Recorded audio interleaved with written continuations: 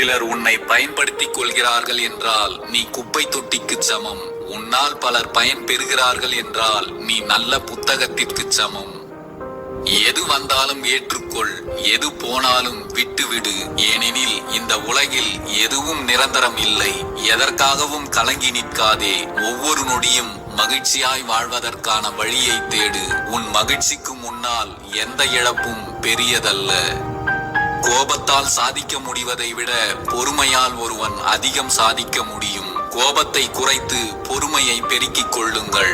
மற்றவர்கள் மீது நீங்கள் கொள்கின்ற கோபம் உங்களையே அழித்துவிடும். பொறுமைதான் உங்களை எப்போதும் வாழ வைக்கும். பொறுமையும் அன்பும் கொண்டவர்கள்தான் இருக்கும் போது இந்த உலகத்திலும், மறைந்த பிறகு எல்லோர் இதயத்திலும் வாழ்ந்து கொண்டிருக்கிறார்கள். வாழ்க்கையில் நீ உடைந்து போகும் நிலை வந்தால் அதற்காக வருந்தாதே. கடவுள் எப்போதுமே உடைந்த பொருட்களைத்தான் மிக அழகாக பயன்படுத்துகிறார். உடைந்த மேகங்கள் தான் மழையாக பொழியும். உடைந்த நிலம்தான் உழும் வயலாக மாறும். உடைந்த நெல்தான் விதையாக உருவெடுக்கும்.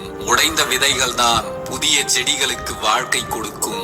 எப்போதாவது நீங்கள் உடைந்து நொறுங்கி போகும் நிலை வந்தால் உறுதியாக நம்புங்கள், கடவுள் உங்களை பெரிய விஷயங்களுக்கு தயார்படுத்துகிறார் என்று.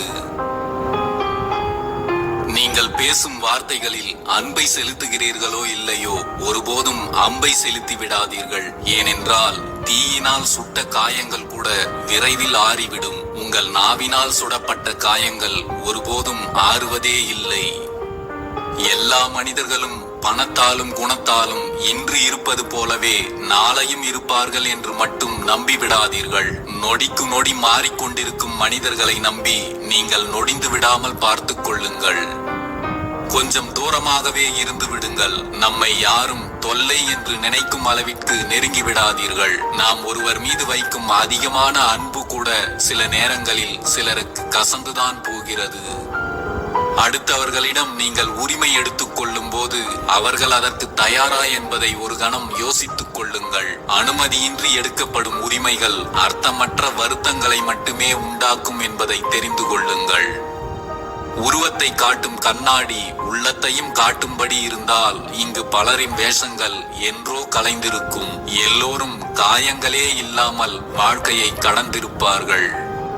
தான் செய்வது மட்டுமே சரி, தான் சொல்வது மட்டுமே உண்மை என்று வாதாடுபவர்கள் மத்தியில் அமைதியை மட்டுமே உங்கள் ஆயுதமாக வைத்துக் கொண்டு கடந்து செல்லுங்கள். அவர்களுக்கு எது சரி எது உண்மை என்று நீங்கள் புரிய வைக்க போராடினால் உங்களிடம் உள்ள நிம்மதியும் மகிழ்ச்சியும் உங்களை விட்டு வெகு தூரம் சென்றுவிடும்.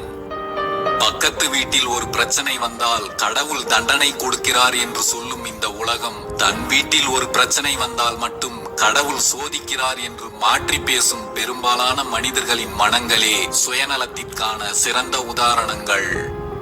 உங்களை பற்றி மற்றவர்கள் என்ன நினைக்கிறார்கள் என்பது குறித்து ஒருபோதும் கவலைப்படாதீர்கள்.